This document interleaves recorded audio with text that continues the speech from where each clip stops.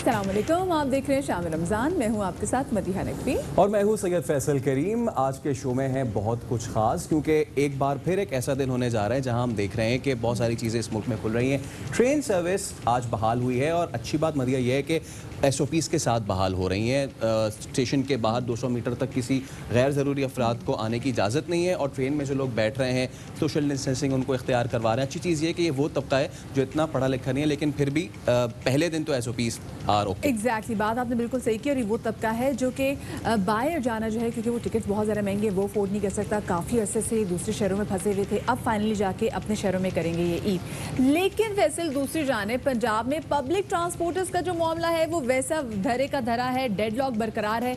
लोग काफ़ी ज़्यादा परेशान हैं क्योंकि वहाँ पे पब्लिक ट्रांसपोर्टर्स ने कह दिया कि हम तो नुकसान में जाके बिल्कुल कारोबार नहीं करेंगे और किराया बड़ा बढ़ा दिया। और लोग इस मामले में पिस रहे हैं। दो हाथियों की लड़ाई में घास बुरी तरह से रौंदी जा रही है। इस सब पे बात करेंगे, लेकिन सबसे पहले नजर आ रहे हैं टॉप स्टोरीज पे। अभी आपने जानी टॉप स्टोरीज। लैलतुल कदर की तलाश। 27वीं शब को मस्जिद हराम में रूह परवर मनाजिर देखे गए, जहाँ पर इमाम काबा शेख डॉक्टर अब्दुल रहमान सदैस ने खुसूसी वहाँ पर दुआ कराई। और इस मौके पर रिक़त आमेज़ मनासिर देखने में आए सभी ने अल्लाह के हुजूर गिड़गिड़ा कर दुआ मांगी। दुआ कराते हुए इमाम काबा और नमाजी आबदीदा हो गए। 27वीं शब है पाकिस्तान में, और जैसा कि मालूम है कि कोरोना के हवाले से सोशल डिस्टेंसिंग जहाँ पे रखनी है वहीं मसाजिद में भी रखनी है। तो लोगों से भी काफ़ी दरख्वास्त की गई है कि आज की जो रात है उसमें जितनी भी फ़ज़ाइल हैं, जितनी भी फजीलतें हैं, उसको ज़रूर भरपूर तरीके से लूटें। अल्लाह के हुजूर सरबसजूद हों, अपने गुनाहों की माफ़ी मांगे। ये आखिरी अशरा भी है। साथ में फैसल SOP का ख्याल रखना बहुत ज़्यादा ज़रूरी है। मस्जिद हराम के मनाज़र आपके सामने है, किस तरीके से इमाम काबा जो है यहाँ पर इबादत करवा रहे थे। 27वीं की शब कल वहाँ पर थी, आज 27वीं की शब यहाँ पर होगी। तो आप वहाँ से देखिए, सीखिए कि किस तरीके से उन्होंने सोशल डिस्टेंसिंग का ख्याल किया है। और सबसे बड़ी इबादत में ये इबादत भी आती है कि कहीं आपसे किसी दूसरे मुसलमान भाई या अज़ादार भाई को नुकसान ना पहुँचे। इन तमाम तर चीज़ों को मलहूज़ खातिर रखते हुए आज इबादत कीजिएगा। जब इबादत कीजिएगा तो हमें, पाकिस्तान को, पूरी दुनिया को अपनी दुआ में याद रखिएगा कि जल्द अज़ीज़ कोविड-19 से हम बाहर निकल आए। बिल्कुल। और जैसे कि मदिया आपने बात ही की कि क्या सिचुएशन चल रही है मुल्क में, तो बहुत ही तशवीशनाक सूरत हाल में अब पाकिस्तान एंटर हो रहा है, क्योंकि कोरोना वायरस से मज़ीद 46 अफराद जाबाक हुए हैं। और ये एक दिन में अब तक की सबसे ज़्यादा रिपोर्ट हुई हैं हलाकतें। गुज़िश्ता 24 घंटे की बात की जाए तो 1932 अफराद जो हैं वो वायरस का शिकार हुए हैं। मजमूई तादाद 45,898 हो गई है। इसी तरह 13,101 अफराद सेहतियाब भी हो चुके हैं। गुजरांवाला में तहरीक इंसाफ की वाहिद खातून मेंबर पंजाब असम्बली शाहीन रज़ा कोरोना वायरस की वजह से इंतकाल कर गई। उनमें हफ्ते की रात को कोरोना वायरस की तस्दीक हुई थी, जिसके बाद उन्हें तशवीशनाक हालत में न्यू अस्पताल लाहौर मुंतकिल किया गया, मगर वो जाँबर ना हो सकी। शाहीन रज़ा कोरोना क्राइसिस में शहरियों तक राशन पहुँचाने और आगाही मुहिम में उन्होंने भरपूर अपना किरदार अदा किया और ये किरदार अदा करती रहीं। लाड़काना की मशहूर अदाकार सगीर इलाही कची कोरोना के बायस इंतकाल कर गए और उन्हें कुछ रोज़ पहले ICU में वेंटिलेटर पर रखा गया था। अदाकारा सगीर इलाही की मैयत की SOPs के तहत तदफीन की जाएगी।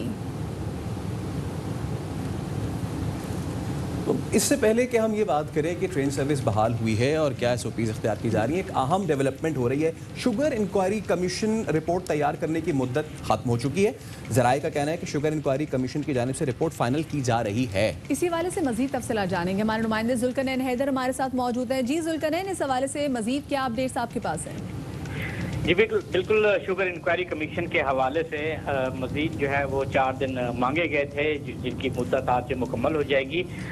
FIA ज़राए का ये कहना है कि इस वक्त रिपोर्ट आखिरी मराइल में है, कंपाइल की जा रही है और उम्मीद है कि आज रात तक रिपोर्ट मुकम्मल कर ली जाएगी। और जैसी रिपोर्ट मुकम्मल होगी तो जो DG FIA हैं कमीशन के सरबराह भी, रिपोर्ट उनके हवाले की जाएगी और फिर वो अगर ज़रूरत हुई तो कल ही वज़ीर आज़म को पेश कर देंगे, वरना फिर ईद की छुट्टियों के बाद भी वो वफाकी हुकूमत को रिपोर्ट पेश कर सकते हैं। और इस रिपोर्ट में जो इब्तदाई तौर पर बताया गया है कि 200 सफ़ात पर मुश्तमिल ये फोरेंसिक ऑडिट रिपोर्ट है और इस रिपोर्ट के साथ वफाकी वज़ीर असद उमर और इसके साथ साथ वज़ीर आला पंजाब उस्मान बुज़दार, जबकि जो मुशीर तिजारत हैं रज़ाक दाऊद, उनके बयानात जो हैं वो भी इस रिपोर्ट के साथ मुंसलिक किए गए हैं। सही, बहुत शुक्रिया जुल्करनैन आपका हमें तफसीलात से आगाह करने के लिए।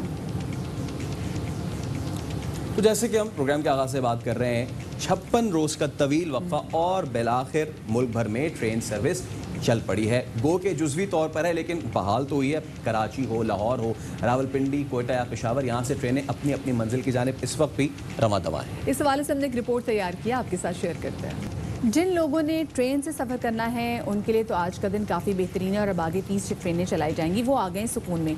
लेकिन जिन लोगों ने पब्लिक ट्रांसपोर्ट इस्तेमाल करनी है वो बेचारे अभी तक काफ़ी ज़्यादा परेशान हैं, तज़ब्ज़ुब का शिकार हैं, क्योंकि सिंध और पंजाब दोनों सूबों में ट्रांसपोर्ट मुकम्मल तौर पर बहाल नहीं हो सकी।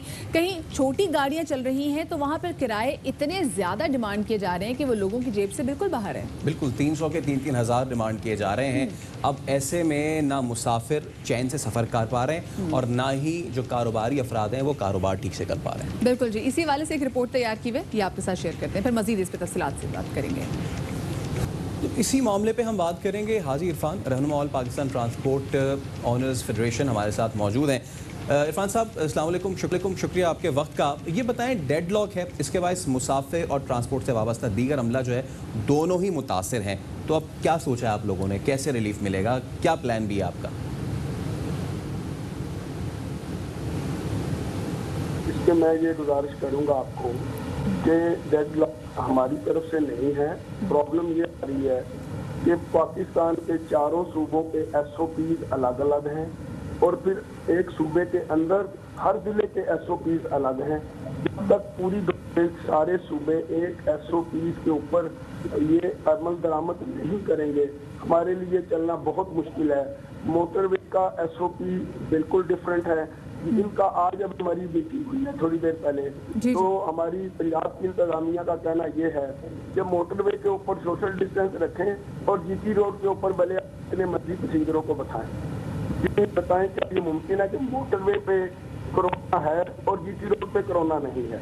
ये दौरे तजाद। अच्छा हाजी साहब, ये जो आप कह रहे हैं कि मोटरवे पे सोशल डिस्टेंसिंग रखें और GT रोड पे जाके जितने भी आपने आगे लोगों को मुसाफिरों को बिठाना है बिठाएं, सवारियां बिठाएं, तो ये आपको अहकामात कहाँ की तरफ से आए हैं?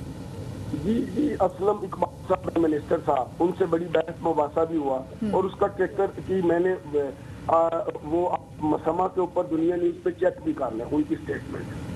सही, ठीक है। तो अच्छा अब ये बताएं, डेडलॉक भी आ गया है, आप ये बात सही कह रहे हैं, बात समझ में भी आ रही है कि चारों सूबों की जो SOPs है वो डिफरेंट किस्म की SOPs हैं, फिर मोटरवे की डिफरेंट SOPs हैं, GT रोड के अलग SOPs हैं, तो ये डेडलॉक कब तक बरकरार रहेगा? बड़े लोग इंतजार करें कि पब्लिक ट्रांसपोर्ट चले, वो अपने अपने घरों में जाके ईद करें। मेरी बहन गुजारिश सुने, ये डेडलॉक नहीं है। हमें एक तरफ ये कह रहे हैं कि 50% ऑक्यूपेंसी से चलाएं, हमारा बिजनेस 80% खर्चे वाला है, ठीक है। 50% जब मेरी बहन हम कम करेंगे, 20% ऊपर से कहते हैं अखराजात कम करें, 30% में कुछ दुनिया का कारोबार मेरी बहन आप मुझे बता दें। जब डीजल के ऊपर गाड़ी में नहीं चलना, हमारे टूल पर है ड्राइवर, होस्टेज, वाईफाई। लेकिन फिर हाजी साहब एक मुख्तसर सा सवाल ये भी है कि आप कह रहे हैं कि ऑब्वियसली 80% से ऑक्यूपेंसी से आप जाते हैं तो भी वो आपका खर्चा लगता है, 50% पे तो नहीं चलाया जा सकता। तो फिर इसका यही तो हम पूछ रहे हैं ना, आखिर क्या हाल है? अगर आप 100% ऑक्यूपेंसी के साथ 100% ऑक्यूपेंसी के साथ जाना चाह रहे हैं, इसका मतलब ये है कि सीट टू सीट बैठ के जाएंगे सब, कोई सोशल डिस्टेंसिंग नहीं होगी, तो फिर तो कोई फायदा नहीं ना फिर इसका, वो तो फिर बंद हो जाएगी फ्यूचर में। मैं कोई सिंपल फार्मूला सादा बताता हूँ। लाहौर से दिल्ली का किराया 1000 करें हैं, हम नहीं कहते 5000 करें, 2000 करें। हम ये कहते हैं गवर्नमेंट को कि हम सोशल डिस्टेंस रखते हैं, 2 सीटों में एक बंदा बैठाते हैं। फोटो वाली 40% जो बस है, 40 वाली सीटों वाली बस, उसमें हम 20 लोग बैठाते सोशल डिस्टेंस रखते हैं। हम एक स्टाफ की बजाय 2 नहीं करते हैं, 1500 इन बिटवीन वाला किराया करते हैं।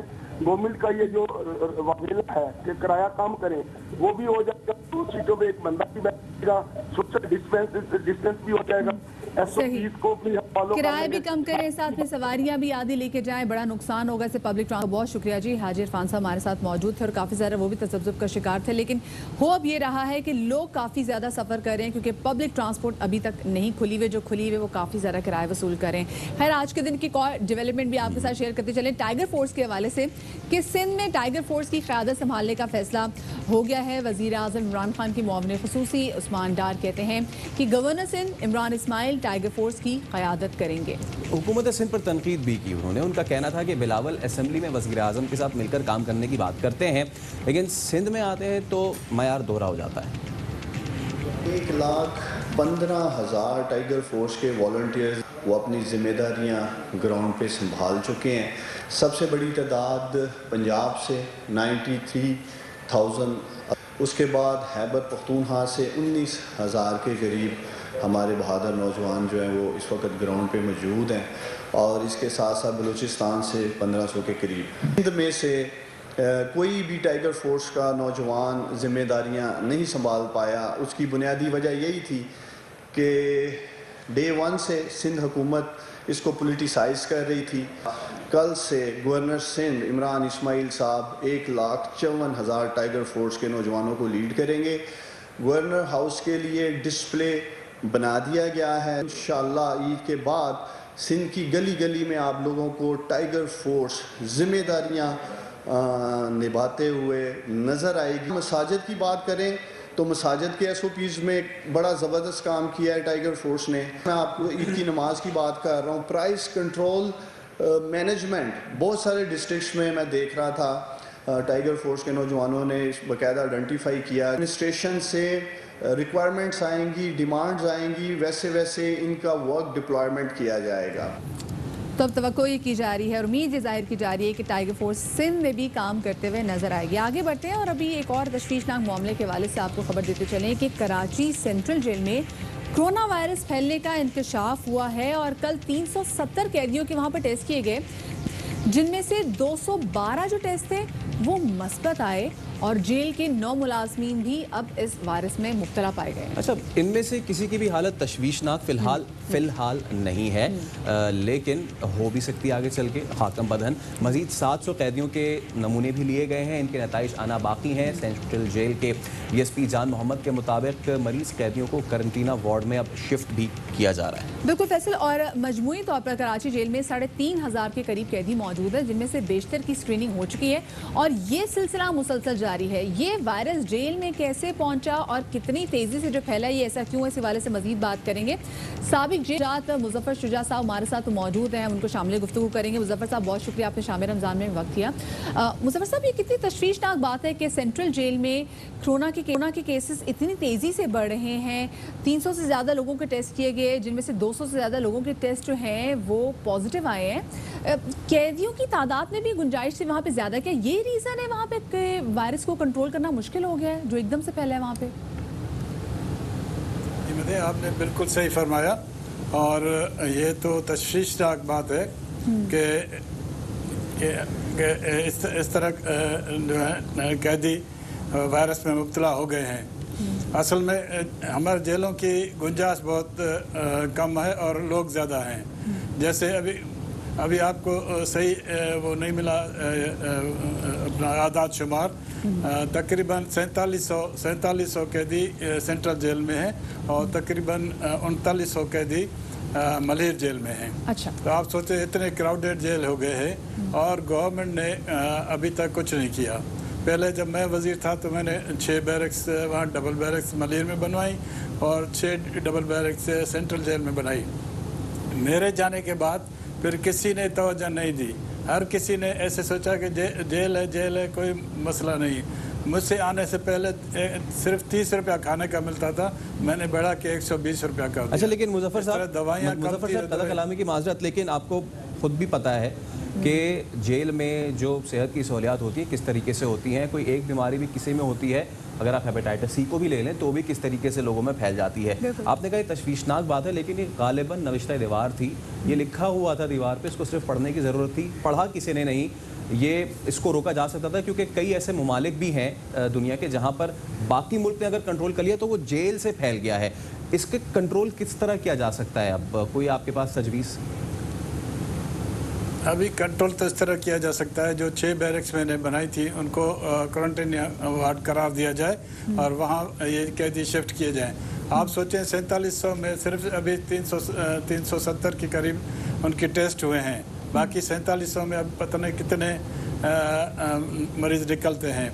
एक मरीज़ की हालत जो है तशवीशनाक है, बाकी तकरीबन दूसरों को इतनी अलामत नहीं है।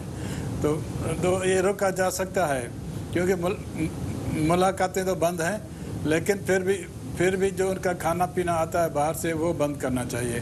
और जो लोग बाहर से मिलने आते हैं, चाहे सिफारशी हो कोई भी हो, उनको भी बंद होना चाहिए ताकि अंदर कोई न जाए और अंदर सही। मतलब अगर सफाई होनी 212 चाहिए। के 370 में से 212 के अगर टेस्ट पॉजिटिव आए हैं और हमारी जो जेल है बहुत ज़्यादा क्राउडेड है, एक की हालत अभी तशवीशनाक बताई जा रही है, तो ज़रूरी नहीं कि ऐसी सूरत हाल है खुदा न खासा ये हालत जो है, ये बाकी सारे जो हैं कोरोना वायरस के जो मरीज़ हैं वो भी, उनकी भी ऐसी हालत हो सकती है। अच्छा, रूटीन चेकअप के लिए क्या होता है?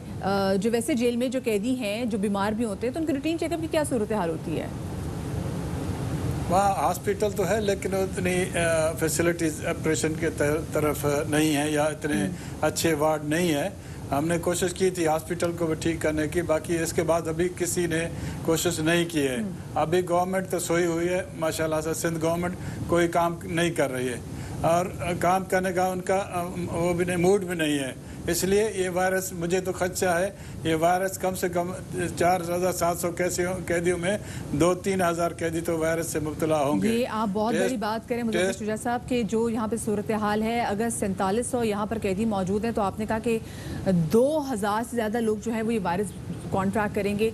बहुत शुक्रिया जी, मुजफ्फर शुजा साहब हमारे साथ मौजूद हैं। और जेल में जिस तेज़ी से ये वायरस फैला है और वहाँ पर तिब्बी सहूलियात इतनी वहाँ पे लोगों को मुयसर नहीं है, और अब बैरिक्स में वो कह रहे हैं कि जिसको क्वारंटीना सेंटर बना दे, तो अगर ऐसा किया जाए तो शायद सूरत हाल कंट्रोल में आ जाए। और ऐसा हो जाना चाहिए था क्योंकि जेल बहुत ज़्यादा सेंसिटिव एरिया था वहाँ पे। ऑब्वियसली आपको पता है मरिया किस तरीके से कार्य सरकार वहाँ पे चलते हैं। तो खैर थोड़ा लाइटर मूड की अगर बात की जाए तो कराची हो और नौजवान हो, वो मनचले भी हों, तो सीवीयू तो बनता है। बिल्कुल, आपने फैसल बात बिल्कुल सही की, लेकिन हालात जो मर्जी हो, सीवीयू पे जाना बहुत ज़्यादा ज़रूरी है। लॉकडाउन में नरमी क्या हुई, कराची के नौजवानों ने तो बिल्कुल ऐसा लगा जैसे सीवीयू पे धावा बोल दिया है।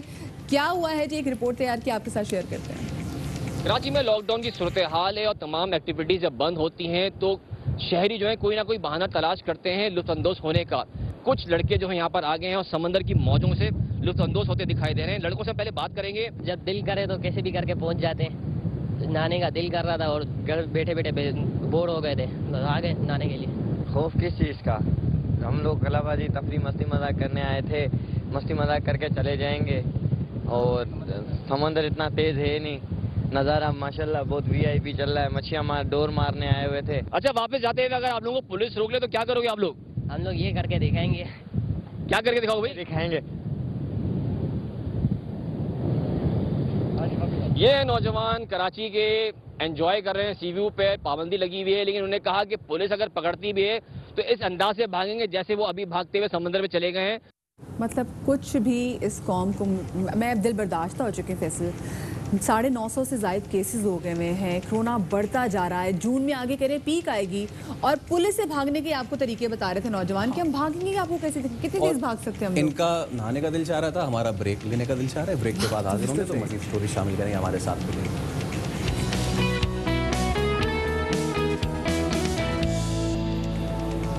Welcome back. इससे पहले कि शो की मज़ीद चीज़ें आपसे डिस्कस करें, एक डेवलपमेंट आ रही है सामने। सीनियर भारतीय सिफारतकार को दफ्तर खारजा तलब किया गया है और पाकिस्तान ने भारत की जानिब से LOC की खिलाफ वर्जी पर शदीद एहतजाज किया है। 19 मई को नकेयाल सेक्टर पर भारतीय फायरिंग से 3 शहरी जख्मी हो चुके हैं। इसी वाले से मज़ीद तफसीलात जानेंगे। हमारे नुमाइंदे जुल्करनैन हैदर हमारे साथ मौजूद हैं। जी जुल्करनैन, क्या तफसीलात हैं? जी बिल्कुल, दफ्तर खारजा की जानिब से आज सीनियर भारतीय सफारतकार को तलब किया गया है और पाकिस्तान ने शदीद एहतियात किया है कि भारत मुसलसल 2003 सीज फायर मुआहदे की मुसलसल खिलाफ वर्जी कर रहा है और भारतीय फौज सिविलियन आबादी को निशाना बना रही है। अब तक 1118 मरतबा सीज फायर मुआहदे की खिलाफ वर्जी कर चुकी है। गुज़िश्ता रोज नकियाल सेक्टर में भारतीय फौज की फायरिंग से 3 सिविलियन जो है वो जख्मी हो गए थे। जी सही, बहुत शुक्रिया जी जुल्करनैन, हमारे नुमाइंदे हमारे साथ मौजूद थे। भारतीय फोर्सेस मुसलसल शहरी आबादी को निशाना बना रहे हैं और दफ्तर खारजा में सीनियर भारतीय सफारतकार की तलबी भी हुई है। और अब आपको ले चलते हैं कराची, जहां पाकिस्तान पीपल्स पार्टी के रहनुमा प्रेस कॉन्फ्रेंस कर रहे हैं। अगर आजकल वो बड़ी बड़ी बातें करते हैं और रमज़ान शरीफ के महीने में झूठ बोलते हैं। सबसे बड़ी बात, जो अजीब बात है, वो ये है कि वो रमज़ान शरीफ के महीने में आकर झूठ बोलते हैं और इस तरह की आकर बातें करते हैं। आप उनसे सवाल किया करें कि आप जिस बात पर तनकीद सिंध हुकूमत पे कर रहे हैं, यही चीज़ तो जहां आपकी हुकूमत है उन सूबों में भी अगर है तो वहां पे आपने कभी क्यों बात नहीं की? इस पे क्यों नहीं बात करते कि सिंध गवर्नमेंट को सपोर्ट की जाए, या जो लोग अफेक्टेड हैं या दीगर चीज़ें हैं उनमें कोई सपोर्ट आए? जो भी सिर्फ बातें की जाती हैं और उन पर अमल नहीं किया जाता। तो इस वक्त वो परेशान कुन सूरत हाल में हैं और उनको ये चीज़ें हज़म नहीं हो रही कि जो स्टेप्स सिंध गवर्नमेंट ने लिए हमारे चेयरमैन बिलावल भुट्टो जरदारी साहब के कहने पे, जिस तरह चीफ मिनिस्टर साहब ने टास्क फोर्स बना दी थी 27 फरवरी को ही, जिसमें माहिरीन थे एपिडेमिक डिजीज़ के, हेल्थ के, दीगर इदारों के, जिन्होंने पूरी दुनिया के डेटा या जो जो वहाँ पे चीज़ें हो रही थी उनसे हमें बताया, जिन पर हमने स्टेप्स लिए और उन स्टेप्स को सब ने फॉलो किया, दीगर सूबों ने भी फॉलो किया, लेकिन इनकी समझ में वो बात नहीं आ रही। अगर लॉकडाउन हम कहते, ये खुद तारीफ़ें करते रहते हैं, मीडिया पर रिकॉर्ड आपके पास होंगे कि आके बार बार कहते हैं कि जी लॉकडाउन का बड़ा फ़ायदा हुआ है, लेकिन फिर उसकी मुखालफत भी करनी है। जो हम तो चलें जो बात कह दें, लेकिन जो माहिरीन हैं, जो हेल्थ के माहिर हैं, जो हेल्थ के डॉक्टर हैं, न सिर्फ सिंध के बल्कि पूरे पाकिस्तान के, पूरी दुनिया के, वो इस बात को अप्रिशिएट करते हैं, लेकिन मैं ना मानो वाली बात जो है वो ये हमेशा करते हैं। एक और बड़ा मुख्तलिफ जगहों से बात आती है कि जी रजिस्ट्रेशन की जो ऑफिस हैं वो सिंध में खोल दी गई। ये मैं नोटिफिकेशन लाया हूँ, दोनों ही नोटिफिकेशंस हैं। ये नोटिफिकेशन पंजाब गवर्नमेंट का है, जिन्होंने सिंध से पहले ये अपनी रजिस्ट्रेशन ऑफिस खोली है। ये पता नहीं इस पर। दूसरी जानिब चेयरमैन एनडीए में लेफ्टिनेंट जनरल मोहम्मद अफजल इस वक्त प्रेस कॉन्फ्रेंस कर रहे हैं। हम लोगों ने जो पहला फोकस किया पेस्टिसाइड के ऊपर था, और अल्लाह के फजलो करम से चाइना की इमदाद से 3 लाख लीटर मैलाथन ULV आ चुकी है। इसके अलावा 50,000 लीटर लैम्डा आ चुका है और वो सूबों के अंदर बांट दिया गया है। मैं आपको ये भी बताता चलूँ कि 50,000 स्प्रेयर्स जो हैं, जो कि क्रॉपिंग एरिया के लिए होते हैं, वो भी चाइना से आगे हुए हैं और वो मुख्तलिफ सूबों को डिस्ट्रीब्यूट कर दिए गए हैं। आगे मैं ये भी बताऊं कि बहुत ज़्यादा एफ़र्ट हो रही है एरियल स्प्रे के लिए, लेकिन इस वक्त भी अल्लाह के फजलो करम से स्टेट जितने रिसोर्सेज गैदर कर सकती थी उससे ज़्यादा किए गए हैं। इस वक्त हमारे पास 5 हेलीकॉप्टर्स हैं जिनके लिए किटें जो हैं अमेरिका से मंगवा ली गई हैं। 5 जहाज़ जो हैं वो रेडी हैं और जब ज़रूरत पड़ेगी इंशाल्लाह ये छिड़काव करने के लिए तैयार होंगे। इसके अलावा एक जहाज़ जो है वो C-130 की मदद से टर्की से उठा के लाया गया है। वो जहाज़ भी जो है रेडी है और डिप्लॉयमेंट के लिए कल इंशाल्लाह मुल्तान रवाना हो जाएगा। DPP के 3 जहाज़ हैं, वो तीनों के तीनों अगले 3-4 दिनों में अवेलेबल होंगे।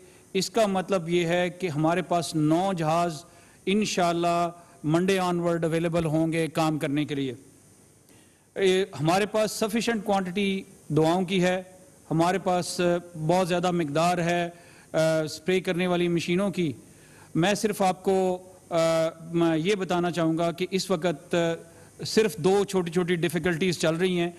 एक ख़ास किस्म का स्प्रेयर है जिसको माइक्रोनियन कहते हैं, जो कि UK से दरामद होता है। उसके लिए ऑर्डर्स जो हैं वो प्लेस कर दिए गए हैं और पहला बैच जो है 15 किट्स का वो इंशाल्लाह जून के मिडल तक हमारे पास आएगा, बाकी हमें जुलाई के एंड तक मिलेंगे। लेकिन आपको ये मैं बता देना चाहता हूँ और आप इससे मुतमिन भी हो जाएंगे कि पाकिस्तान में इस वक्त हम यहाँ पे ये स्प्रे किट बनाने के लिए 2 जगहों पे काम कर रहे हैं। एक मुल्तान में जहाँ पे 20 किट का ऑर्डर दिया गया है, और फिर से हम आपको लिए चलते हैं कराची, जहाँ पर पाकिस्तान पीपल्स पार्टी के रहनुमा मुर्तज़ा वहाब प्रेस कॉन्फ्रेंस कर रहे हैं। अजी में कई बार उन इशूज़ को हमने हाईलाइट किया है। एक नया इशू जो मैं समझता हूँ सूबाई सिंध के लिए बड़ा अहम है, जिसमें एक बार फिर वफाकी हुकूमत ने कानून की धज्जियाँ उड़ा दी हैं, रूल ऑफ लॉ की पामाली की है और अपने बनाए हुए कानून को वायलेट किया है। वो है इरसा के अंदर जो सूबों के नुमाइंदों को यकतरफा तौर पर तब्दील करने का फैसला है। वफाकी काबीना का ऐलान आप सबके सामने है, जिसमें वफाकी काबीना ने फैसला किया कि सूबों के जो नुमाइंदे हैं इरसा में उनको हम हटा रहे हैं और वफाकी काबीना ने इस बात की मंजूरी दी। मैं आप तमाम दोस्तों के सामने ये गुजारिश करना चाहूँगा कि वफाकी हुकूमत का ये फैसला कंप्लीटली कानून की खिलाफ वर्जी है, आइन की खिलाफ वर्जी है और जो स्पिरिट ऑफ कंसल्टेशन है जो आइन पाकिस्तान जिस बात की इजाज़त देता है उसकी भी नफ़ी है। शायद वफाकी हुकूमत ने कुछ हुकूक वायलेट करने के लिए सूबों के कुछ अपने मज़मूम मकासद पूरे करने के लिए ये फ़ैसला किया, लेकिन मैं समझता हूँ अगर फ़ैसला करना था तो जो अपना बनाया हुआ कानून है, जो अपने बनाए हुए उसूल हैं, कम से कम उनको फॉलो करते। इरसा का कानून है 1992 का, इरसा एक्ट 1992, वो कानून की शिक नंबर 6 बड़ी वाज़े अंदाज से इस बात को मुतय्यन करती है कि अगर वफाकी हुकूमत किसी मेंबर को तब्दील करना चाहे तो सूबे से मशावरत करना लाजमी है। ये मैं नहीं कह रहा हूँ, ये सिंध हुकूमत नहीं कह रही है, ये वफाक का कानून कह रहा है, जिस कानून के ज़रिए इरसा को रेगुलेट किया जाता है। सेक्शन 6 कहता है कि अगर किसी मेंबर को हटाना है तो सूबों से मशावरत करना लाजमी है। और दूसरी अहम हिस्सा ये है कि अगर सूबे से मशावरत कर भी लिया आपने तो जिस शख्स को आप हटाने जा रहे हो उसकी सुनवाई करना लाजमी है। मुझे बड़े अफसोस के साथ कहना पड़ता है जो लोग कानून की हुक्मरानी के दावेदार थे, जो रूल ऑफ लॉ के अपने आप को चैंपियन कहते थे और पाकिस्तान तहरीके इंसाफ की बात करते थे, वो खुद इक़्तिदार में आने के बाद बार बार उसी कानून की धज्जियाँ उड़ा रहे हैं। वफाकी हुकूमत का ये इक़दाम सरासल इरसा एक्ट 1992 की खिलाफ वर्जी है। ना उन्होंने सूबाई हुकूमत से इस सिलसिले में किसी भी किस्म की मशावरत की, ना वफाकी हुकूमत ने सूबाई हुकूमत से की हो या वज़ीर आज़म ने वज़ीर आला से की हो, कोई मशावरत नहीं की गई। और हुकूमत का वर्ड मैं इसलिए यूज़ कर रहा हूँ कि इज़्ज़त माब सुप्रीम कोर्ट कहती है कि हुकूमत अब काबीना होती है, यानी कि ना वज़ीर आला अकेले हुकूमत है, ना वज़ीर आज़म अकेले हुकूमत है। तो ना वफाकी काबीना ने सिंध की काबीना से मशावरत की और ना सिंध के नुमाइंदे को एक बार भी इस सिलसिले में सुना गया। तो हम समझते हैं कि गैर कानूनी अमल वफाकी हुकूमत की जानिब से किया गया है। इस सिलसिले में सिंध हुकूमत फौरी तौर पर वफाक को ख़त लिखेगी और अपने जो रिजर्वेशंस हैं, कानूनी नुकात हैं, उनके सामने गोश गुजार करेंगे। और अगर इस मामले को वफाक अपने इस फैसले को वापस नहीं लेता, इसको ख़त्म नहीं करता, तो अगर अदालती रास्ते पर जाना पड़ा तो सिंध हुकूमत अदालत के दरवाज़े को भी खटखटाएगी। मुझे अफसोस के साथ कहना पड़ता है जिन लोगों ने आज बहुत बड़ा सेशन बुलाया था, जो अपने आप को सिंध की आवाम के हुकूक के दावेदार कहते हैं, रूल ऑफ लॉ के अलमबरदार कहते हैं, उनमें से किसी एक शख्स ने अभी तक वफाकी हुकूमत के इस फैसले को, इस गैर कानूनी फैसले को, यक तरफा फैसले को कंडेम नहीं किया। कोई GDA का मेरा दोस्त, कोई PTI का मेरा दोस्त, कोई MQM का मेरा दोस्त जो वफाकी हुकूमत के साथ हैं, उन्होंने एक बार इसके ऊपर आवाज़ बुलंद नहीं की। अगर इनको इजलास करना था और कह रहे हैं ना सिंध की आवाम के हुकूक के लिए हम इजलास कर रहे थे, तो अगर इस मामले पर भी वफाक की कानून शिकनी के ऊपर बात कर लेते तो मैं समझता हूँ बेहतर होता। दूसरी गुजारिश मैं आपको करना चाहूँगा कि स्पीकर किसी सियासी जमात का रुकन नहीं होता। स्पीकर बाई पार्टीजन शख्सियत है, चाहे वो सिंध असेंबली का स्पीकर हो या किसी और सूबाई असेंबली का या कौमी असेंबली का स्पीकर हो। स्पीकर को rules of business, rules of procedure इख्तियारात देते हैं और उन्हीं रूल्स के तहत स्पीकर ने इजलास तलब किया था। जिस स्पीकर के ऊपर आज इल्ज़ाम लगा रहे हैं ये, जिस सियासी जमात के ऊपर इल्ज़ाम लगा रहे हैं ये, उसी स्पीकर ने रूल्स के मुताबिक इजलास को समन किया। लेकिन चूंकि शब कदर है, रमज़ान का आखिरी अशरा है, कोविड के हवाले से बहुत सारे एस्पेक्ट्स आपके सामने आ रहे हैं, उसी स्पीकर ने फैसला किया रूल्स के तहत। चूंकि किताब पढ़ने पर बिलीव नहीं करते, मैं उनको बताता चलूँ, रूल 29 है रूल्स ऑफ बिजनेस का असेंबली के, जो स्पीकर को इस बात की इजाज़त देता है कि वो सिटिंग को एडजर्न कर सकता है और कोई गैर मुअय्यना मुद्दत के लिए एडजर्न नहीं की गई। इजलास को मौखर किया गया है 3 जून के लिए। आप 3 जून को आएँ और अपने जो ख्यालात हैं उनका इज़हार कर सकते हैं, हम आपको रोक नहीं रहे। मैं समझता हूँ बड़ा नामुनासिब अमल था ऑपोजिशन जमातों की जानिब से उस स्पीकर के ख़िलाफ़ जो कि कानून को फॉलो कर रहा है, रूल्स को फॉलो कर रहा है। और मैं समझता हूँ अपनी ईगो, अपने सियासी मकासद को पूरा करने के लिए वो सहाफ़ी भाइयों को भी एक्सपोज करते हैं। मैं वो तस्वीर और फुटेजेस देख रहा था टीवी पर कि कोई सोशल डिस्टेंसिंग, कोई SOP फॉलो की उन्होंने सीढ़ी पर बैठ के, सब के सब कैमरे के सामने आना चाहते थे, सब के सब बात करना चाहते थे। तो एक तरफ वज़ीर आज़म हो, वज़ीर आला हो, हम सब हो, हम आवाम को रिक्वेस्ट कर रहे हैं कि आप SOPs को फॉलो करें, सोशल डिस्टेंसिंग करें, एक दूसरे से दूर होकर बैठें। और दूसरी तरफ ये जो ऑपोजिशन के लोग हैं ये अपने वज़ीर आज़म के ऐलानात की नफ़ी कर रहे हैं। इमरान खान साहब भी कहते हैं सोशल डिस्टेंसिंग करो, सिर्फ वज़ीर आला मुराद अली शाह या बिलावल भुट्टो जरदारी नहीं कहते, सब कहते हैं सोशल डिस्टेंसिंग होनी चाहिए। और अपनी खुद साख्ता इजलास को दिखाने के लिए फिर आप मीडिया के दोस्तों को कहते हो कि आप उसको कवर करें। कैमरामैन बेचारे सब के सब करीब होके। तो मैं समझता हूँ इनको नज़रसानी करनी चाहिए। अपने सियासी मकासद को पूरा करने के लिए सबको एक तो गलत मनफी मैसेज कन्वे कर रहे हैं, वो मैसेज की नफ़ी कर रहे हैं जो कि वज़ीर आज़म, वज़ीर आला, सारी कौम का मैसेज है। कौम को कंफ्यूज कर रहे हैं कि SOPs को फॉलो करने की कोई ज़रूरत नहीं है।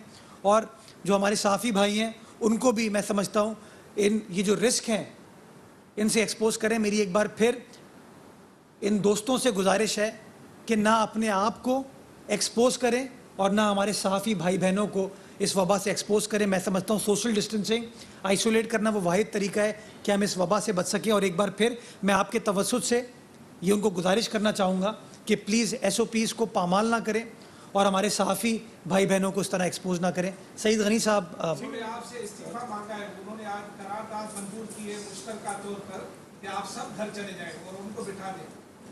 किसने मांगे? उन्होंने कहा इस्तीफा दे दे। बड़ी अपोजिशन जमातों ने कहा है कि पूरी जो इजलास था, इजलास में ये हुआ है।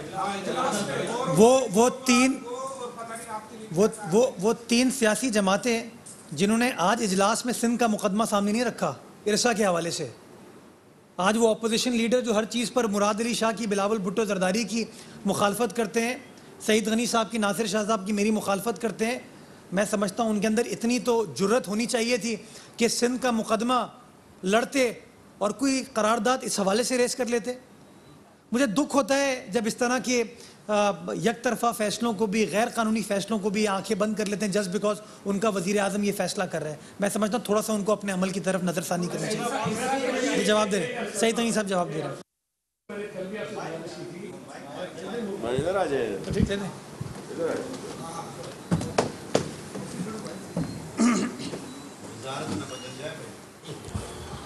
खैर है वो तो मैं सिर्फ देखें, मैंने कल भी आपसे गुजारिश की थी, ये दो चार बेचारे खिसके हुए लोग हैं, इनकी बातों पे आप मेरी पूरी बात सुन लें। देखें, जिनकी बातों को इनके अपने लीडर्स अहमियत नहीं देते हैं, उनकी बातों को आप इतना संजीदा लेते क्यों? शिबली फराज ने कहा कि गवर्नर रूल नहीं लग सकता, नाम सोच रहे हैं। कल जो है पीपल्स पार्टी के रहनुमाओं की कॉन्फ्रेंस जारी है, अभी छोटी सी ब्रेक ले रहे हैं, हमारे साथ रहिएगा।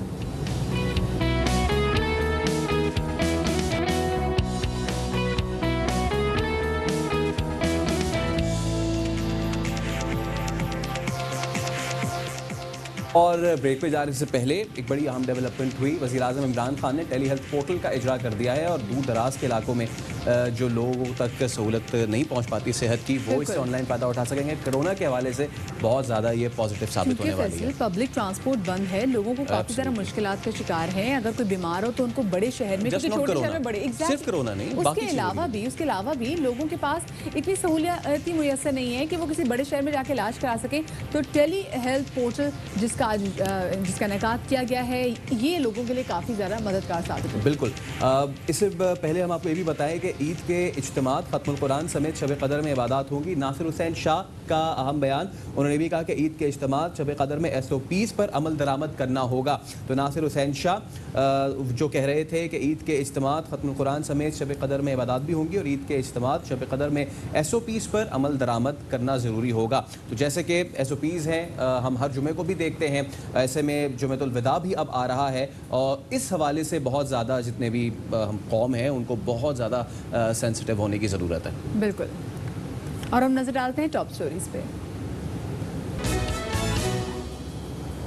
दैट्स वन स्टोरी कि जिसको मैं फॉलो करूंगा, माइक टायसन माय फेवरेट। खैर, अभी हम बात कर रहे हैं, सुप्रीम कोर्ट ने मागला हिल्स की हदूद में गैर कानूनी दरख्तों की कटाई का सख्त नोटिस लिया है और हर किस्म की कमर्शियल, तफरीही और रिहायशी सरगर्मियों पर मुकम्मल पाबंदी आयद कर दी है और पहाड़ के ऊपर वाक़ई जो मुनाल रेस्टोरेंट का तौसी हिस्सा मिसमार करने का हुक्म दे दिया है। बिल्कुल फैसल, 2005 में मागला हिल्स पर कैपिटल डेवलपमेंट अथॉरिटी CDA की जानिब से मुनाल रेस्टोरेंट तामीर करने की इजाज़त दी गई थी, जिसके बाद मागला हिल्स नेशनल पार्क की हदूद में कई दीगर जो तफरीही मकामात थे और रेस्टोरेंट से वहाँ पर देखा देखी तामीर हो गए, जिनकी तस्वीर गुज़िश्ता कई रोज़ से सोशल मीडिया पर वायरल थी। ताहम अब इस्लामाबाद इंतज़ामिया ने मुनाल रेस्टोरेंट बंद कर दिया है। वफाकी वजारत बराए मौसमियाती तब्दीली के ज़ेली इदारे एनवायरमेंटल प्रोटेक्शन एजेंसी इस्लामाबाद की जानिब से जारी बयान के मुताबिक रेस्टोरेंट की जानिब से गैर कानूनी तामीराती सरगर्मियों के दौरान दरख्तों की बेदरीग कटाई और इसके नतीजे में होने वाले माहौलियाती बिगाड़ की वजह से इस रेस्टोरेंट को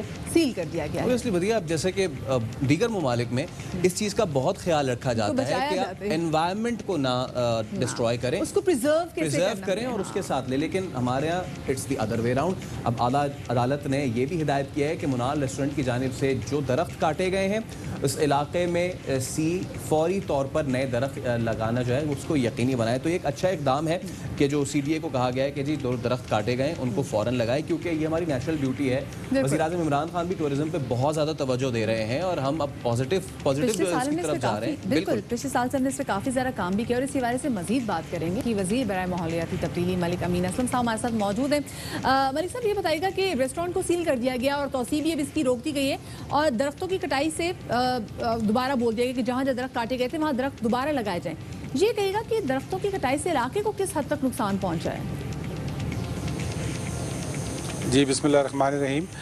बिल्कुल, मैंने आज खुद विज़िट किया है वहाँ पे साइट और ये एक ऐसा इशू है जो कि जिसकी कल नोटिस प्राइम मिनिस्टर साहब ने भी लिया, प्रेसिडेंट साहब ने भी लिया और फिर सुप्रीम कोर्ट ने भी इसका नोटिस लिया है।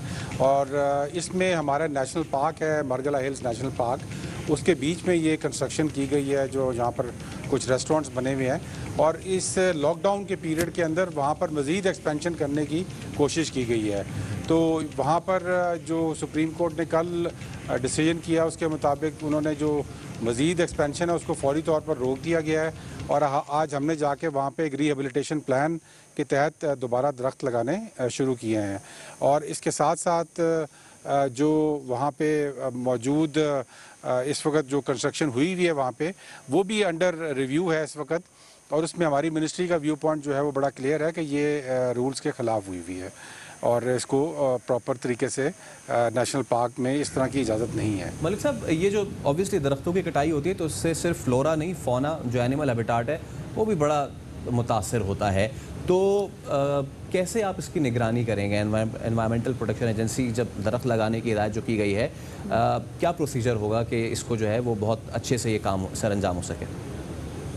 देखिए, मैंने वहाँ से जो विज़िट करके वापस आए तो हमने एक नोटिफाई कर दी एक कमेटी जिसके अंदर Islamabad wild life management board है जो कि इस मरगला हिल नेशनल पार्क के कस्टोडियन भी हैं, वो हमारी मिनिस्ट्री के नीचे अभी रिसेंटली शिफ्ट हुए हैं, पहले इंटीरियर में थे, तो वो उसमें शामिल है। उसके अलावा MCI, उसके अलावा जो सिविल सोसाइटी के मेंबरान हैं और एनवायरमेंटल प्रोटेक्शन अथॉरिटी, इन सब की एक हमने कमेटी बना दी, पब्लिक प्राइवेट कमेटी है जो कि मॉनिटर करेगी कि जो इस नेशनल पार्क के अंदर किसी किस्म की भी अगर इस तरह की इंक्रोचमेंट होती है या कोशिश की जाती है उसको मॉनिटर करेगी।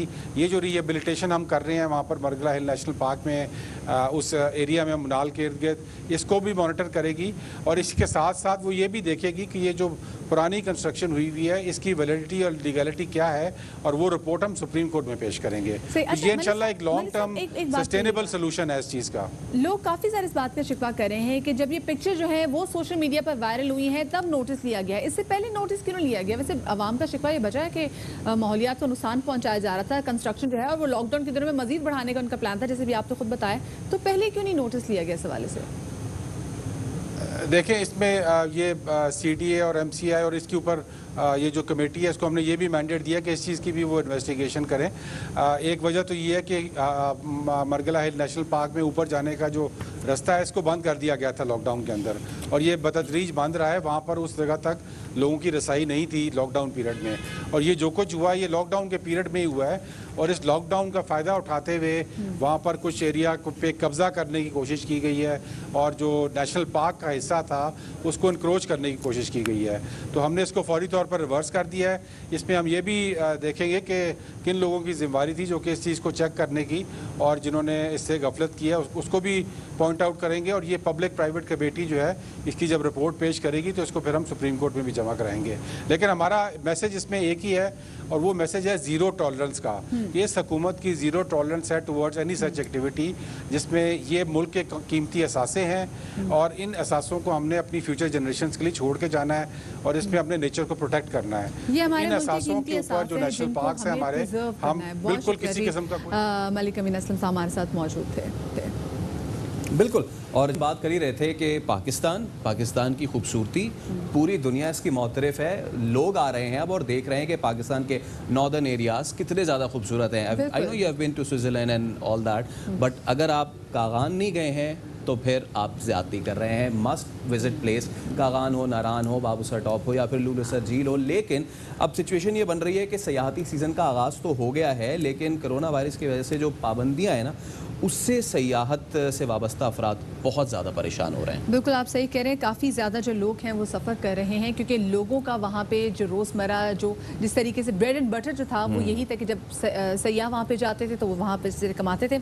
इस वाले से हमने एक रिपोर्ट तैयार की है, ताहिर शहजाद की मानसरा से आपके साथ शेयर कर। और अभी आपको बताएं कि वज़ीर आज़म के मुशीर बराए ख़जाना महसूलात अब्दुल हफीज़ शेख ने कहा है कि हुकूमत वफाकी बजट में नए टैक्स नहीं लगाएगी। कई अशिया पर ड्यूटीज़ को भी कम किया जा रहा है। मईशत को फ़रोग़ देने और रोज़गार के मौक़े पैदा करने वाले शोबों को मराद दी जाएंगी। एक निजी टीवी इंटरव्यू के प्रोग्राम में उन्होंने कहा कि हुकूमत बजट खसारे को 9% कम रखने की कोशिश कर रही है। याद आपको दिलाएं कि बजट जो है वो जून में आने वाला है, और इसी के लिए हुकूमत अपने अखराजात को भी कम करने की कोशिश कर रही है। कोरोना वायरस की वबा के तनाजुर में जो सब्सिडीज़ दी हैं उसको जारी रखने और तेल की कीमतों में कमी को एक सतह पर बरकरार रखने की कोशिश भी की जाएगी। चीज़ों के ऊपर जो ड्यूटीज़ हैं, रॉ मटेरियल्स, उनको कम करने जा रहे हैं ताकि कॉस्ट ऑफ डूइंग बिजनेस जो है वो भी कम हो। और हमने जो एक्सपोर्ट्स को जो इंसेंटिव्स दिए हुए हैं, लोन्स कम करके देने में, या बिजली और गैस की कीमतें कम करके देने में, या एक्सपोर्ट्स पर कोई टैक्स नहीं रखने में, या एक ऐसा निज़ाम टैक्स रिफंड्स का लाने में जिसमें कि हरेसमेंट की कमी हो और मैकेनिकल हो, ये सब चीज़ें हम आने वाले दिनों में बरकरार रखेंगे। इसी तरह एक ट्वीट में मुशीर ख़जाना का कहना था कि पाकिस्तान स्टॉक एक्सचेंज में स्कूक बॉन्ड फ़रोख्त किए जा रहे हैं और इससे अब 200 अरब रुपए का कर्जा हासिल कर लिया गया है। तारीख में पहली बार कैबिनेट से कम शरह मुनाफा पर ये बॉन्ड्स खरीदे जा रहे हैं, जिसमें बिग बिल्डिंग तरीक़ेकार के तहत फ़रोख्त किए गए हैं, जिससे ये बॉन्ड्स हदफ से 70% ज़ायद फ़रोख्त हुए हैं। तो इन सुकूक बॉन्ड्स के हवाले से, कैबिनेट के हवाले से, सब के हवाले से बात करेंगे। हमारे साथ मौजूद हैं माहिर माशियात डॉक्टर नजीब साहब। Sir thank you so much आपके वक्त का। हमें बताइएगा कि ये जो बजट अब आने जा रहा है, आपने देखा भी कि हफीज़ शेख कहते हैं कि हम कोशिश करेंगे जो सब्सिडीज़ हैं वो उसको उसी तरह कंटिन्यू रखें जैसे कि पहले हम रख रहे हैं। Due to the prevalent situation corona की वजह से अपोजिशन भी कह रही है कि इस बजट को आप कोरोना बजट रखें, उस पर ज़्यादा फोकस उस पर करें। तो क्या आपको ये इकोनॉमिकली प्रैक्टिकल लगता है कि एक जानिब हम कोरोना पे भी फोकस करें, दूसरी जानिब हम जो सब्सिडीज़ हैं उनको भी बरकरार रखें? Thank you for having me on your show. देखें, ये बड़ा ज़रूरी है इस वक्त कि हम ये देखें कि when we were coming pre covid, तो हमने लास्ट जब बजट किया था तो उसमें 600 से 700 के नए टैक्सेस लागू किए थे। So we are not coming in with zero taxation, वो टैक्सेशन अपनी जगह मौजूद है बजट में। अब हम करना ये चाह रहे हैं कि इस बजट को किसी तरह मिनिमम या टैक्स फ्री रखा जाए, और उसके लिए अगर आप अपनी कंप्लायंस बढ़ा दें, जिसका मतलब ये है कि इस वक्त आप अपने जो पॉलिसीज लागू हैं उनसे पूरा टैक्स ले सकें, तो आप 4000 अरब जो इस साल करेंगे उसकी बजाय आप अगर कंप्लीट कंप्लायंस पे चले जाएं तो आप अगर 5000 का हदफ जो है वो आसानी पूरा कर लेंगे। और यही वो तरीका है मॉनिटरिंग और इन्फोर्समेंट का जिससे ये हदफ पूरा किया जा सकता है। पर इसके अलावा जो आपके पास और तरीके मौजूद हैं वो हैं नॉन टैक्स रेवेन्यू के, और जैसे कि मुशीर ख़जाना ने भी सही कहा कि 490 अरब रुपया आप पेट्रोलियम लेवी से ले सकते हैं और ऑयल की कीमत को भी कम रख सकते हैं अगर इसकी प्रॉपर हेजिंग कर ली जाए।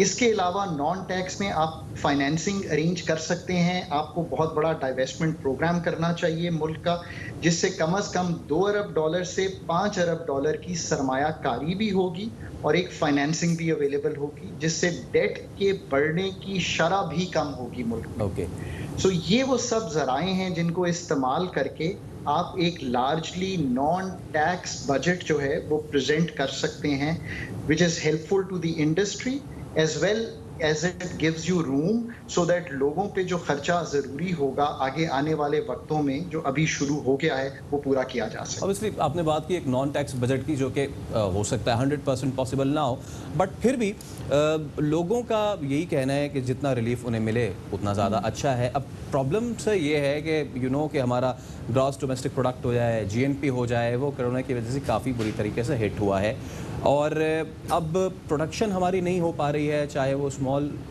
स्केल इंडस्ट्रीज़ हों या लार्ज स्केल इंडस्ट्रीज़ हों। ऐसे में हम कैसे एक्सपेक्ट कर सकते हैं कि जब प्रोडक्शन नहीं हो रही, गो के हुकूमत सहूलियात दे रही है, हम अपनी बरामदात को बढ़ाएं और उससे फिर डेफिसिट में कमी लाएं? ये कैसे पॉसिबल नज़र आता है आपको? तो ये आपने बहुत अच्छा सवाल किया है। देखें, एक तो उम्मीद यही है कि अब जैसे जैसे हम जुलाई की तरफ नए बजट में जाएंगे तो जो हालात हैं वो बेहतर हो जाएंगे, और जो प्रोडक्शन का फॉल है वो आपने बहुत सही आइडेंटिफाई किया। मार्च के महीने में जो हमारी लार्ज स्केल मैन्युफैक्चरिंग है, जो कि सीमेंट, आयरन और सब बड़ी सनतों को रिप्रेजेंट करती है, उसमें 23% की कमी वाक़या हुई है कंपेयर टू लास्ट मार्च। सो कुछ माह तो ऐसे रहेंगे, बट चूंकि कंप्लायंस में स्पेस बहुत है, अब ये मैं फिर इसको रिपीट करता हूँ, अगर आप इस वक्त फुल कंप्लायंस कर लें, अगर मैंने और आपने ही इस मुल्क में टोटल टैक्स देना हो और हमारा टोटल टैक्स ड्यू है 8000 अरब रुपया, अगर आज की सारी पॉलिसीज जो मुल्क में लागू हैं उनकी फुल कंप्लायंस ली जा सके, पर मैं और आप मिलके सिर्फ टैक्स दे रहे हैं 4000 अरब रुपया। सो हम अगर तीसरे आपकी जो को एंकर हैं उनको शामिल ना भी करें टैक्स में, तो मैं और आप ही मिलके अगर पूरा 8000 दे दें तो हमारा टैक्स के निज़ाम में और गुंजाइश लाने की ज़रूरत ही नहीं है टैक्स को पूरा करने के लिए, ये कहा जा रहा है। प्लस आप याद रखें कि नॉन टैक्स रेवेन्यू में बहुत सी गुंजाइश पैदा हो गई है ऑयल की वजह से, ये इस साल कहीं 250 से 300 अरब पेट्रोलियम लेवी में आएगा और अगले साल आप 500 अरब के करीब चले जाएंगे ऑयल की कीमत $20 पे आने की वजह से। अब लोगों को लेकिन यही इंतजार है कि जब नया बजट आएगा तो उसमें आवाम को रिलीफ कितना मिलेगा। बहुत शुक्रिया जी। शाबिब मुशीर खजाना हमारे साथ, डॉक्टर खाकान नजीब साहब मौजूद थे। छोटी सी ब्रेक की तरफ जा रहे हैं, वापस आते हैं, हमारे साथ रहिए। ब्रेक से पहले अच्छी न्यूज़ ये कि हो सकता है कॉस्मेटिक्स पे टैक्स ना लगे। ब्रेक।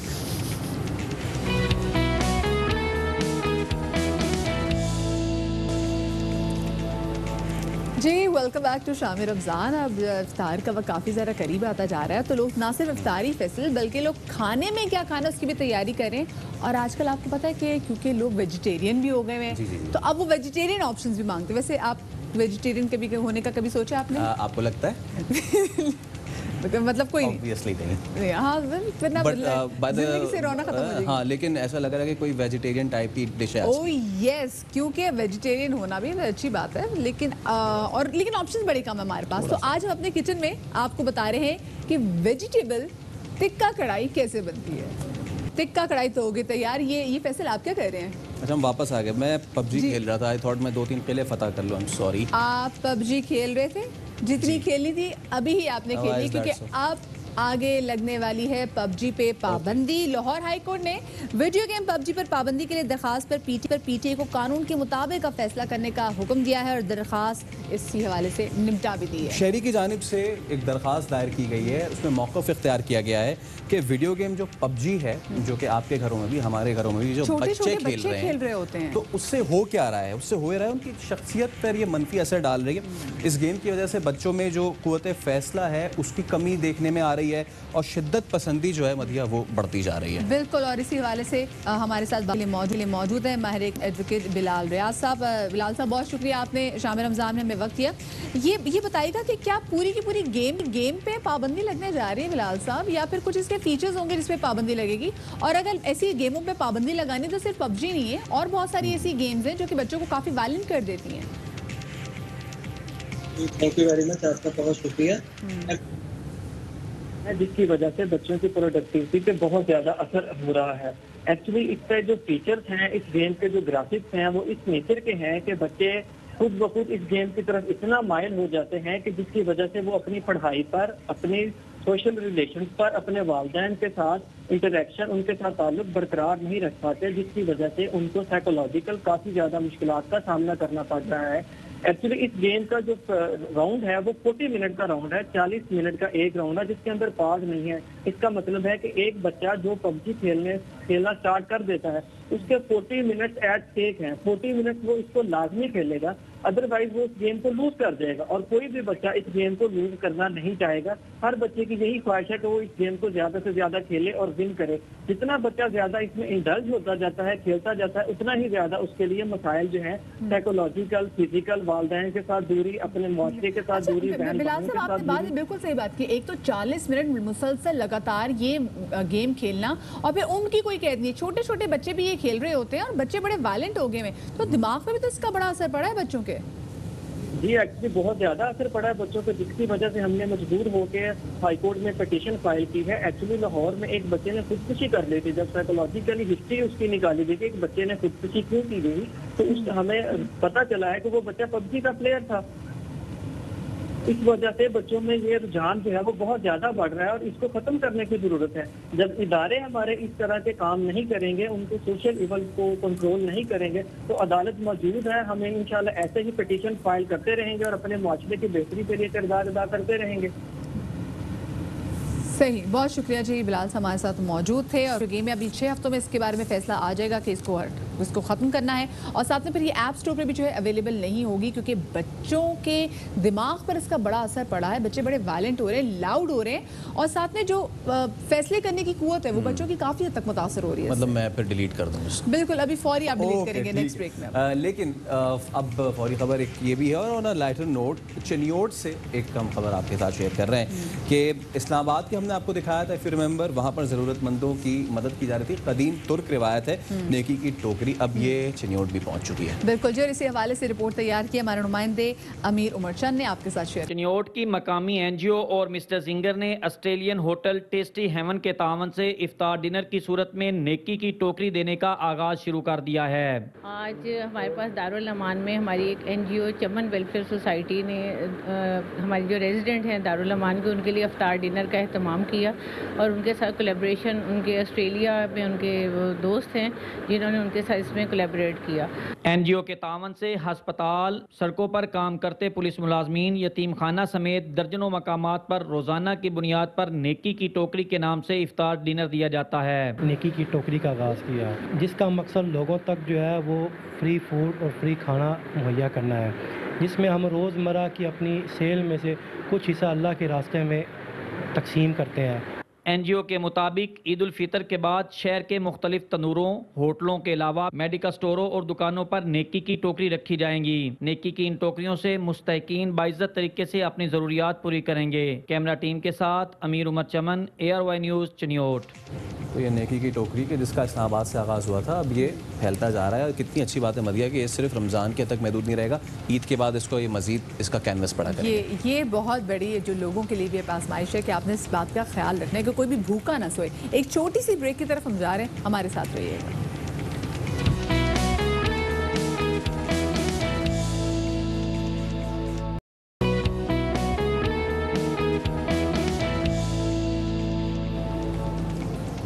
Welcome back. और कुछ दिनों बाद आपको शोर सुनाई देगा रिंग से कि जहां पर in the blue corner will be साबिक heavyweight champion Mike Tyson and in the red will be Shannon Briggs fighting काफ़ी अरसे बाद मदिया। क्या बात है। और कभी कहा जा रहा है कि कोई खैराती मुकाबला होगा वैसे? Yes, it's a charity exhibition, लेकिन बहुत मज़े आने वाला है। और सब बड़ी बात यह है कि 53 साल की उम्र है माइक टायसन की। ट्रेनर कह रहे हैं कि 53 साल उम्र में मत जाइएगा, 21 साल वाली फुर्ती है इनकी। रिपोर्ट देखिए। मुकाबला होगा और अभी 53 वो कह रहे हैं मैं अभी और ट्रेनिंग करके वो जो प्रॉब्लम्स है वो मैं कवर कर लूँगा। एब्सोल्युटली, तो जब मैच होगा सब जरूर देखेंगे। खैर, moving to next item, Sindh golf association ने गोल्फ क्लब्स खोलने के लिए वज़ीर आला को दरखास्त दे दी है और एसोसिएशन के मुताबिक गोल्फ में समाजी फासला कवानीन के मुताबिक खेल का हिस्सा है। इस्लामाबाद, लाहौर और पेशावर गोल्फ क्लब खुल गए हैं और पूरी दुनिया में सरगर्मियाँ मदिया शुरू हो चुकी हैं। बिल्कुल जी, उन्होंने कहा है कि पूरी दुनिया में गोल्फ की सरगर्मियाँ शुरू हो गई हैं और गोल्फर इस खेल को खुली फिजा में खेलते हैं और कराची के गोल्फ क्लब्स खोलने की इजाज़त दी जाए ताकि जहाँ का ग्राउंड स्टाफ है जो काफ़ी हद तक मुतासर हुआ है उनकी परेशानियाँ कम हो सके। इसी वाले से मजीद बात करने के मौजूद हैं सिंध गोल्फ एसोसिएशन के सदर असद खान साहब। असद साहब, बहुत शुक्रिया कि आपने शाम रमज़ान में हमें वक्त दिया। ये बताइएगा कि आपने जो लेटर लिखा है वज़ीर आला सिंध को, इसका जवाब आया आप लोगों को अभी तक? जी, thank you very much for inviting me. जवाब आ गया कल रात को ही, एंड बट वर्बल आया है। अप्रूवल हमें गवर्नमेंट की तरफ से मिल गई है कि कराची में और बल्कि सिंध में सारे गोल्फ कोर्सेज खोल दिए जाएं और मुझसे ही कहा गया कि आप क्लब्स को इन्फॉर्म कर दें एज सिंध गोल्फ एसोसिएशन कि आपको क्लब खोलने की इजाज़त है। बट अभी ऑफिशियल इंटीमेशन नहीं आया है, तो लिहाजा हमारे क्लब वाले आई थिंक ज़रा सा कुछ रिजर्वेशन हैं कि इंतज़ार कर रहे हैं कि रिटन इंफॉर्मेशन आ जाए गवर्नमेंट से।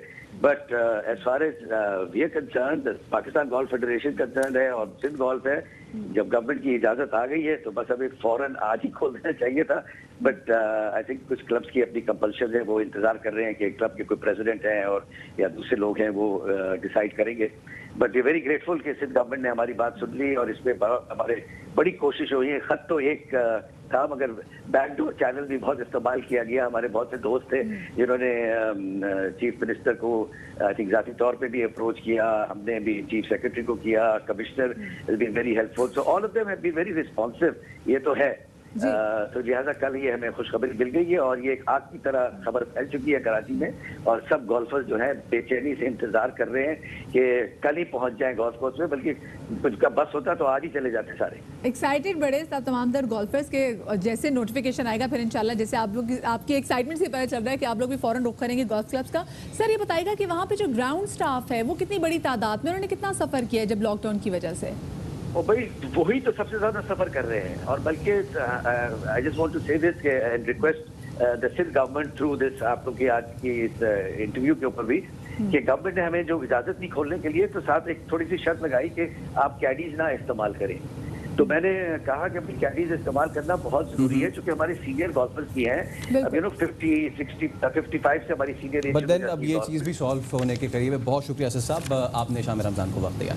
यहाँ पर वक्त हो गया आपसे इजाज़त लेने का। अपना ख्याल रखिएगा। शादरी आबादरी, अल्लाह हाफिज़।